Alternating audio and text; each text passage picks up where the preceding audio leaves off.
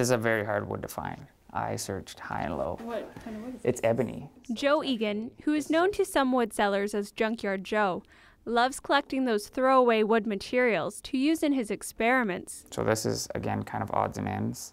Dug fir, maple was leftovers. He's constantly testing out different types of wood and designs to create the best sound possible. It's totally an experiment, but yeah, just corked. So you can't really hear it. It's not going to change the pitch of the strings, but when you're tapping the box, you'll actually change the pitch of the box as you pull these in and out. So it's just more ears escaping. It'd be the same as doing a huge sound hole or a small sound hole, just on a very small scale. It was kind of Joe says there are so many variables at play to create the right sound for an instrument.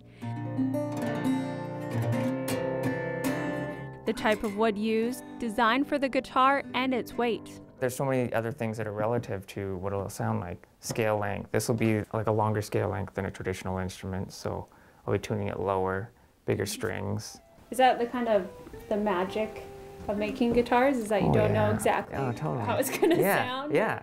How it's going to sound to a certain person? Yeah, or if it's going to explode. Because you want to, lots of older builders, they always say you want it on the verge of explosion, but it's that fine line between overbuilding it so it doesn't even move and you never have to touch it, and underbuilding it so that it can transfer energy and it can be musical and move and vibrate.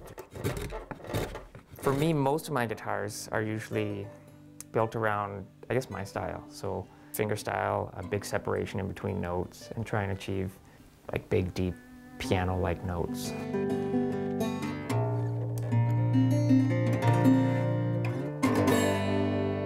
As a musician himself, Joe originally set out to build his own guitar, but it organically grew into a journey to create the perfect instrument for other players. That first weekend you sit back and you play it and you're like, man, I built this.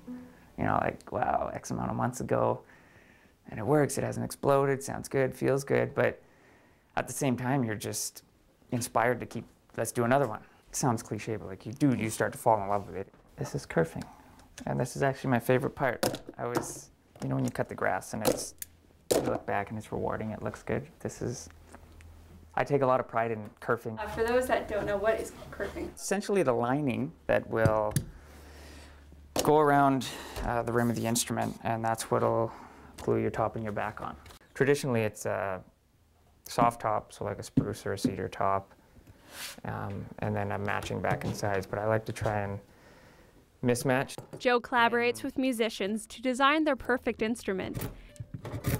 Joe hopes to collaborate with other musicians to build more custom guitars, and also teach others interested in learning the trade how to build their own instrument.